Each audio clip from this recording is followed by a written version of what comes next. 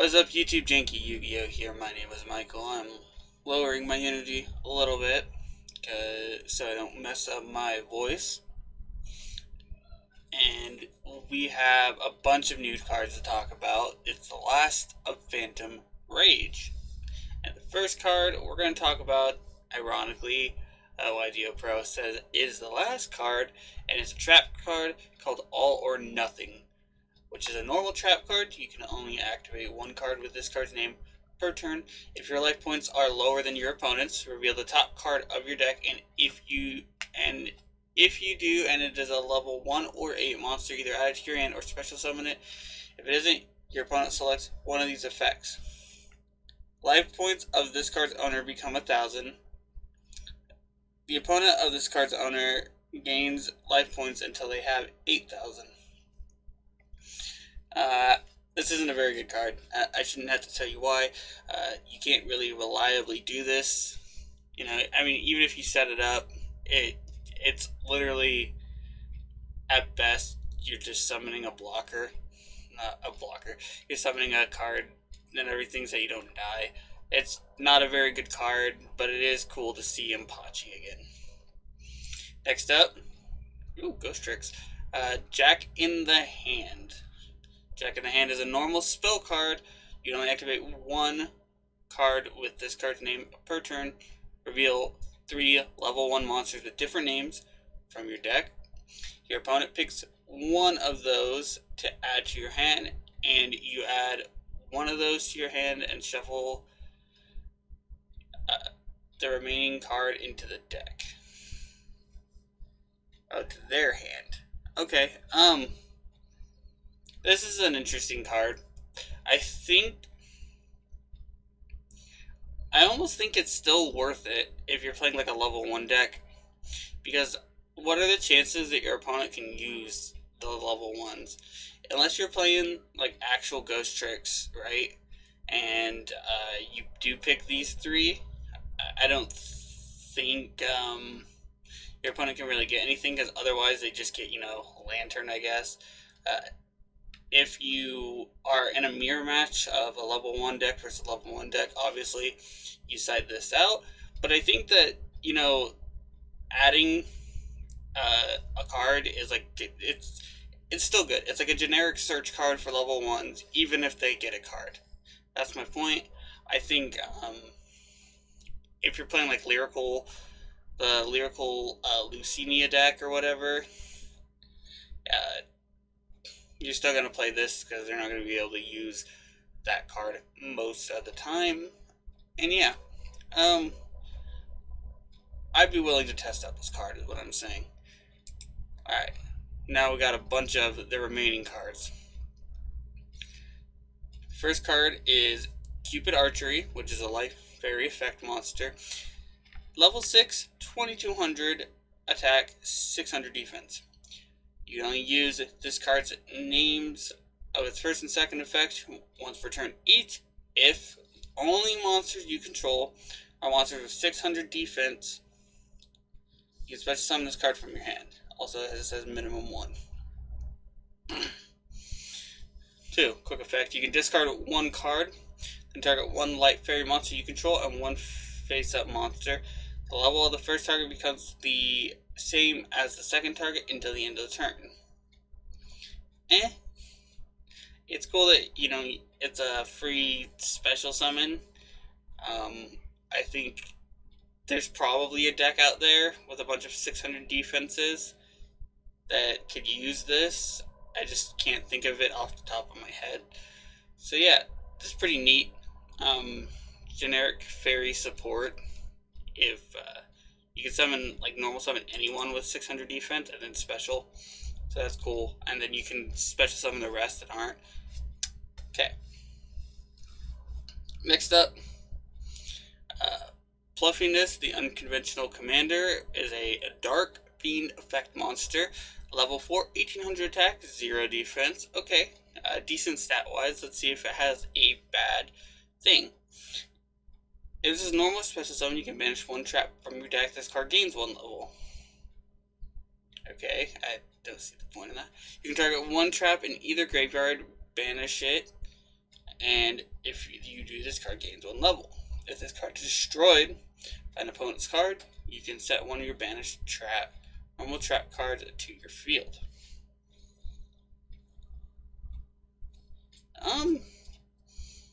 It's not a good card, but it's cool. I like the art. I like, I've always been a fan of Dark Fiends. It's an allure target. You can, if you're playing like a trap-based deck that isn't Paleozoics, first of all, you're probably doing something wrong. But I think, and Paleos are not going to play this card, but I think it's neat. Someone will try to play around with it. Next up, Groove Xeno Gatam. This Rock Band Groove. Okay, so it's like a guitar, so it's Gatam. Alright, Earth Rock effect monster with 1000 attack, 2000 defense. That's a level 4. You can only use this card's names, its first and second effects per turn each, so hard ones per turns. If this card is sent to the graveyard, you can target one rock monster in your graveyard except for itself, add it to your hand, then place one card from your hand on top of your deck. If this card is banished from the field or graveyard, you can send one rock monster from your deck to the graveyard. Okay. You can get its first effect by link summoning it away. That's pretty cool. Or synchro summoning it away. It's banished. That's pretty neat. You can, because Block Dragon is still a thing in the TCG, you can banish that with this to get to send another Block Dragon. That's pretty cool. Yeah. You can also Foolish Burial. It's a good Foolish Burial for the deck, for any deck really that wants to use it. Other than that, this card isn't good enough, and even though it can Foolish Burial, I still don't think it's going to see a lot of play. And yeah, moving on. Revenants Running Rampant. During your during your main phase, immediately after this card resolves, normal summon or summon monster, or during the main phase, I should say. Okay, you can just activate and normal summon immediately. But there can a quick play spell card that lets you do the same thing. I know there's double summon, but wasn't there a quick play spell card that kind of let you do it? But I think it was more for the battle phase. Anyway, it's not going to see play, but it is kind of cool. I like that Konami tries to make generic support like this. If it's not like, but the thing about generic support is if it's not like completely broken, it's not going to see play. The next thing that I will say as a positive is not a hard once per turn. You could activate 3 of these during the main phase if you wanted, or just normal summon a bunch. That's pretty cool. Next up, Xyz Import is a spell, a quick play spell. You can only activate one of this card's name per turn. Target one Xyz monster you control and one monster your opponent controls. Attack less than or equal to that Xyz monster. Attach that opponent's monster to your monster as Xyz material. I mean, that's not bad. You can use it to like interrupt them, right?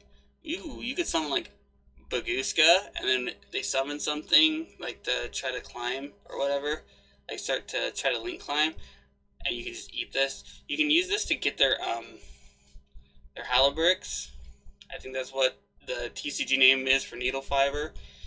You know, they, special summon a different way. That's not an effect because you have, let's say, I'm just using Baguska as an example. And then, as soon as you summon Halabrix, as effect activates, you can flip up this and steal it. Or when the summon resolves for the token, you can activate, or not the token, but the tuner. You can steal it. So that's kind of cool too. So yeah, this card has something like some use and that you can really do and kind of mess up with your opponent. So I think this card is pretty cool, and you can do some cool things. I'm not sure if it'll see a ton of play, but that is a really cool idea for an effect. Next up, new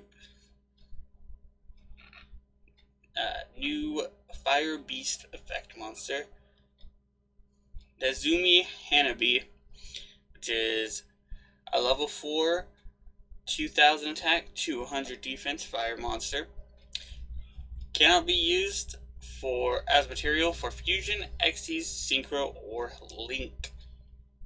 This card is normal or special summon. Place 6 counters on it. During the end phase, or during your phase, switch control of this card to your opponent. Once per turn, if this card has counters on it, it switches control. Roll a 6-sided dice, remove counters equal to the result of the die roll, or all of them if there is less. If all these cards are removed, effect, destroy it, and if it's destroyed, you take 2,000. And the you take 2,000 is refers to controller. So the idea is you normal summon this. You get your attack in, you end your turn. It switches over to your opponent. Its third effect triggers, and then they roll a dice. And if they get, they roll a 6, this card explodes and they take 2,000. So this card can do like up to 4,000 points of damage. Not the worst card, but it is luck dependent, and cards like that usually aren't good enough to see play. However, it is decent enough that, not decent enough, it is, people will still play it because people like those luck-based cards. That's what I'm trying to say. There's decks, people will build decks like Arcana Force and other like gambling decks, as I say. Next up, Gluttonous Fish Greedies.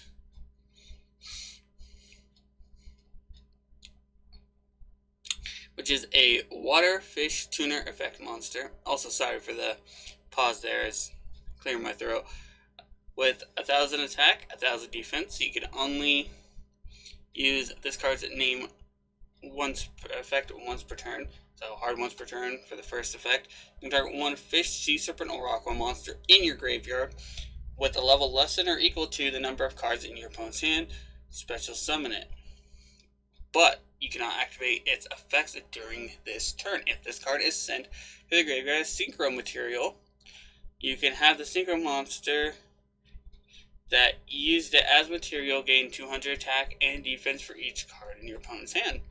Okay, so it's kind of like a Wolfbark or a Stellar Knight Altair and stuff like that, where you summon it, activate its effect, bring a thing back. That's pretty cool. I don't like that you can't activate the effects during the turn. However, it does stop. Like a lot of broken loops, kind of. I don't know what like fish, sea serpent, or aqua is going to have those loops that you could do. It also is kind of a one-card Haliburx, Christian Needle Fiber, whatever you want to call it. That's also decent. You don't get a second effect. The second effect isn't really relevant most of the time. If you're playing this card, it's for the first effect.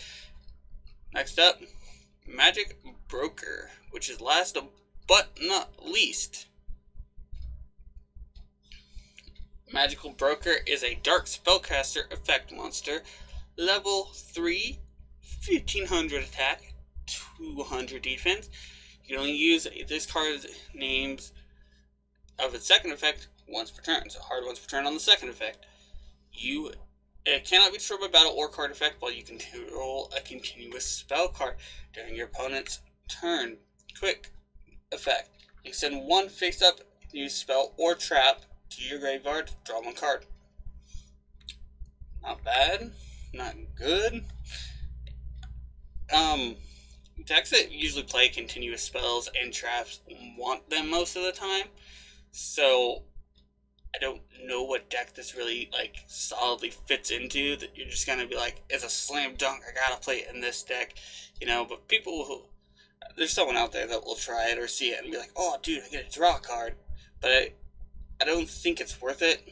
Playing casually though, I think that, you know, for casual decks, this card will cause some headaches for people going, oh no, how do I get out of this? And everything, even though you just target it and shuffle away with like Castel or something like that. But it's still a neat card for the casual players. Anyway, that is it for today. If it is your birthday today, happy birthday. If you want to send me any cool deck profiles or replays, my email is in the description. Please do so.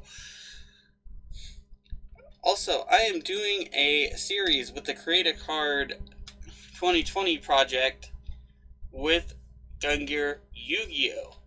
I made a video earlier on Tuesday, and he uploaded his on Thursday. Today, be sure to check those out. Alright, and of course, and as always, have a wonderful day.